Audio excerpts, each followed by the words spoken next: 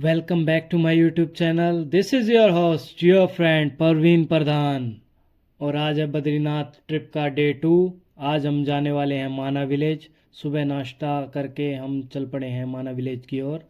और मैं आपको बताना चाहूँगा यहाँ से लगभग 3 से 3.5 किलोमीटर की दूरी है, जिसके लिए हमने शेयरिंग टैक्सी की है, जिसका फेयर है 50 रुपये पर पर्सन। और ये टैक्सी हमने क्यों की है, क्योंकि आगे बहुत ही प्यारा और सुंदर सा ट्रैक है।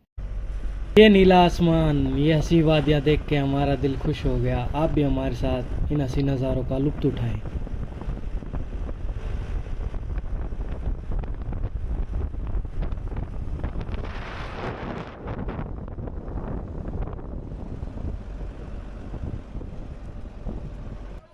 सो फाइनली हम लोग पहुंच चुके हैं माना विलेज।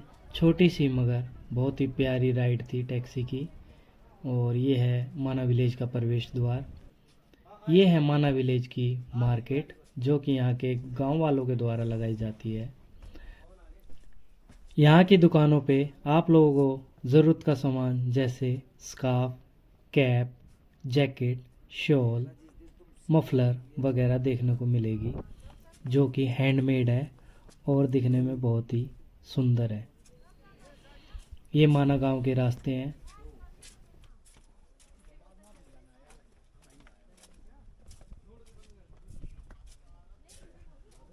तो भाई चलते चलते बात कर लेते हैं माना गांव की। माना गांव जो है भाई, उत्तराखंड के चमोली ज़िले में स्थित है।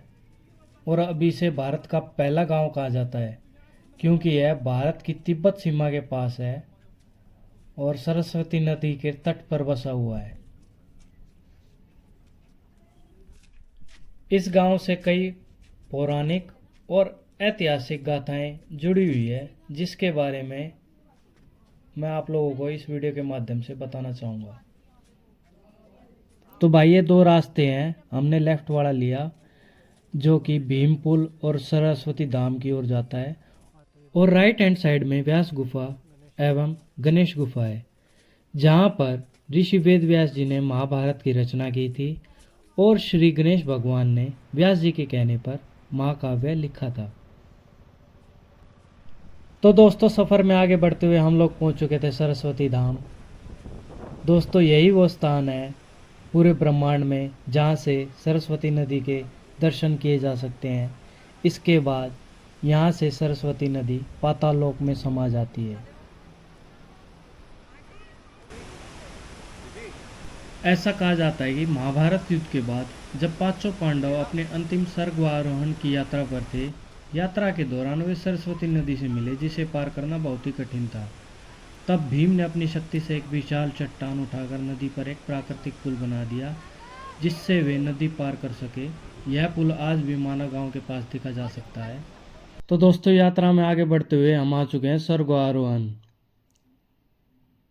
इसके साथ कहानी जुड़ी हुई है।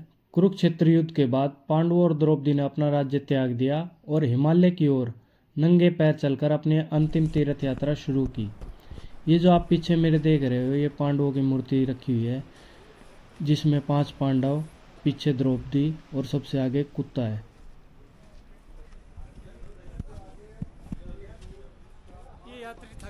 रास्ते में एक एक करके वे और द्रौपदी गिर पड़े और अपने पिछले पापों के कारण उनका नाश हो गया। केवल सबसे बड़े भाई युधिष्ठिर और एक कुत्ता ईश्वर की यात्रा पूरी कर पाए। जो कुत्ता उनके साथ था वह मृत्यु का देवता यम था। यही कारण है कि इस मार्ग को स्वर्ग की सीढ़ी माना जाता है। वाक्य में स्वर्ग है यार।